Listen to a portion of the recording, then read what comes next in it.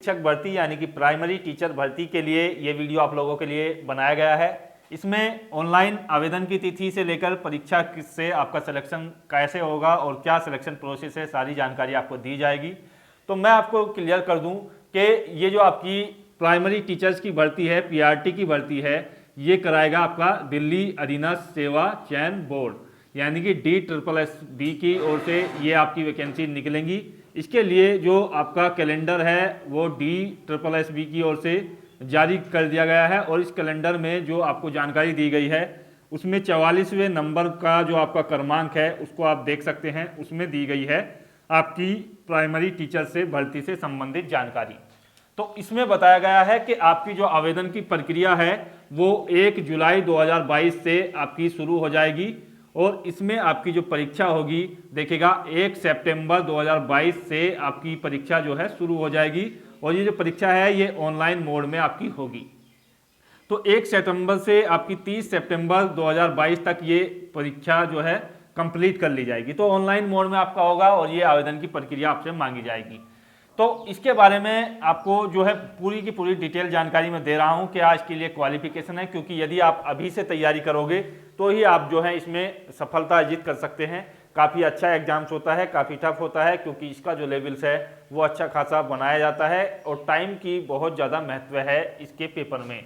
तो आप यहाँ से समझेंगे कि ये जो दिल्ली अधीनस्थ सेवा चयन बोर्ड है ये भर्ती निकालेगा आपकी प्राइमरी टीचर्स की, उसने अपने कैलेंडर में स्पष्ट कर दिया है। इससे पहले मैंने आपको पीजीटी और टीजीटी की भर्ती के बारे में भी बताया था जो कैलेंडर में मेंशन की थी DSSB ने। तो यहाँ से आपको जो है इतना जानकारी मिल रही होगी कि आपकी आवेदन की प्रक्रिया ये है और परीक्षा तिथि ये है।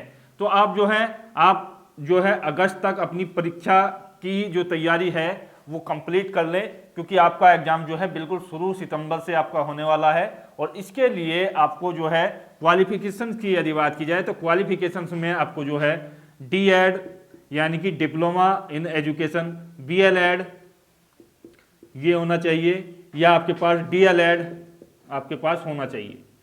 तो ये क्वालिफिकेशंस रखी जाती है और इनमें आपकी जो मार्किंग है वो 50% सामान्य जाति के लिए होनी चाहिए और कम से कम आपकी जो ग्रेजुएशन है उसमें भी आपकी 50% होनी चाहिए, तभी आप जो है इसमें आवेदन कर सकते हैं।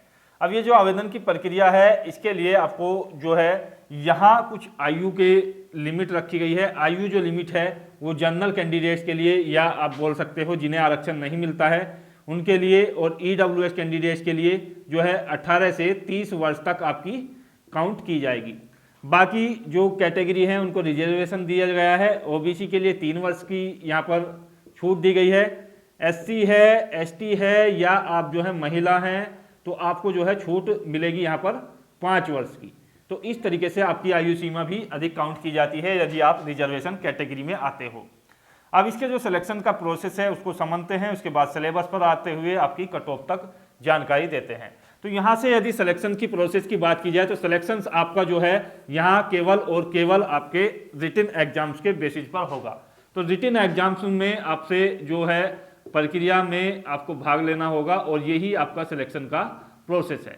तो रिटन एग्जाम महत्वपूर्ण है यहाँ पर सिलेक्शंस के लिए और इसमें आपको जो है आवेदन करने के बाद रिटन एग्जाम्स की जैसे कि मैंने आपको डेट बताई हुई है कि 1 सितंबर 2022 से ये एग्जाम्स आपका शुरू होगा और 30 सितंबर 2022 तक आपका चलेगा। तो ये एग्जाम्स आपका 1 सितंबर से 30 सितंबर तक आपका चलेगा। अब इसके लिए जो आपकी प्रक्रिया है इसमें शामिल होने की, तो इसमें क्या है कि 2 पार्टों में आपका पेपर होगा। पार्ट 1 होगा और पार्ट 2 होगा। तो पार्ट 1 और पार्ट 2 में कौन कौन से सब्जेक्ट आपसे पूछे जाएंगे उस पर थोड़ा सा यहाँ पर ध्यान देंगे।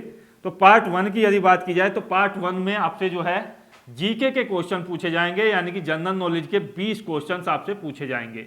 दूसरा जो पार्ट होगा उसमें आपसे हिंदी पूछी जाएगी और हिंदी के भी आपके जो है 20 क्वेश्चन आपसे पूछे जाएंगे। तीसरे पार्ट में आपसे जो है इंग्लिश पूछी जाएगी और इंग्लिश के भी आपके जो है 20 क्वेश्चन होंगे। और चौथे पार्ट में आपसे जो है मैथ पूछा जाएगा। पहले सेक्शंस ए के पार्ट 1 के ये अलग अलग सेक्शंस हैं A B C D, इस तरीके से आपसे 20-20 क्वेश्चंस के जो है 5 पार्ट पूछे जाएंगे। यहाँ पर रीजनिंग के भी आपके जो है 20 क्वेश्चंस आपके होंगे। तो कुल मिलाकर के यहाँ पर 100 क्वेश्चंस आपसे पूछे जाएंगे और ये जो 100 क्वेश्चंस हैं ये आपके 100 अंकों के आपके होंगे। तो कुल मिलाकर 100 क्वेश्चन 100 अंकों के यहाँ से आपसे पूछे जाते हैं। पार्ट 2 की बात की जाए तो पार्ट 2 में आपके जो है स्पेशल वर्ग से आपसे क्वेश्चन पूछे जाते हैं। स्पेशल वर्ग में आप समझ सकते हैं कि आपके जो मुख्य वर्ग होते हैं उसमें कला वर्ग, विज्ञान वर्ग, कृषि वर्ग, इस तरीके से आपके होते हैं। तो कला वाले आ सकते हैं इसमें, विज्ञान वाले आपके जो क्वेश्चंस हैं वो पूछे जाएंगे, कृषि और आपका जो है कॉमर्स, ये इस तरीके से आपको जो है वर्ग का विभाजन किया जाता है और आपसे इन सब्जेक्ट से संबंधित क्वेश्चन, यदि आप कला वर्ग को चुनते हैं तो कला वर्ग के स्पेशल क्वेश्चंस आपसे पूछे जाएंगे। 100 क्वेश्चंस यहाँ से आपसे पूछे जाएंगे और 100 अंकों के आपके होंगे। तो कुल मिलाकर के ये आपका जो पेपर बनेगा, पेपर एक ही होगा। इसके पार्ट जो हैं आपको 2 दिए जाएंगे, पार्ट 1 और पार्ट 2। इसमें जो है नकारात्मक मूल्यांकन यानी कि नेगेटिव मार्किंग भी आपकी अप्लाई रहेगी, जो 1/4 की होगी।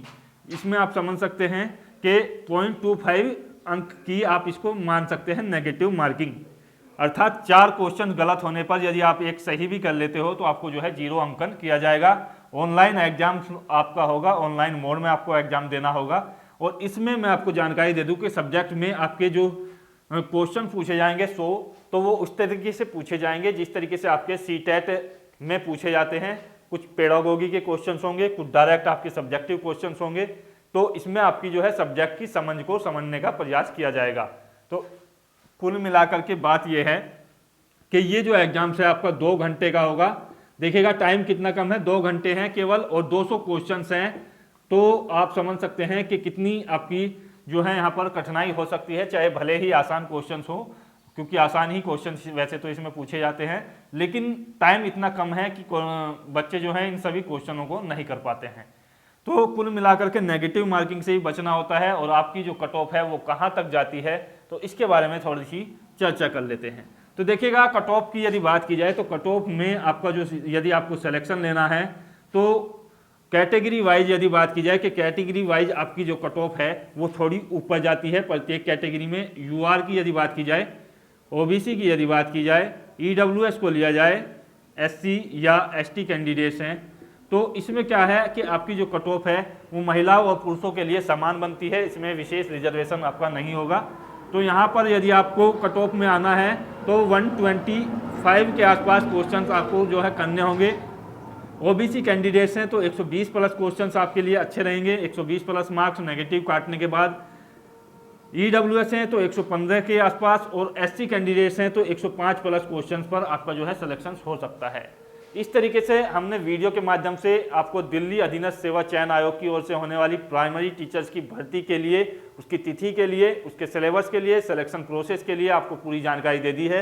इसकी बुक्स आप लोग जो है खरीद करके तैयारी शुरू कर दें, क्योंकि बेहतर नौकरी है और अच्छे ढंग से काफ़ी समय के बाद आपको मौका मिला है। तो आप तैयारी कर लीजिएगा क्योंकि ज़्यादा टाइम नहीं है, सितंबर में आपका एग्जाम होगा।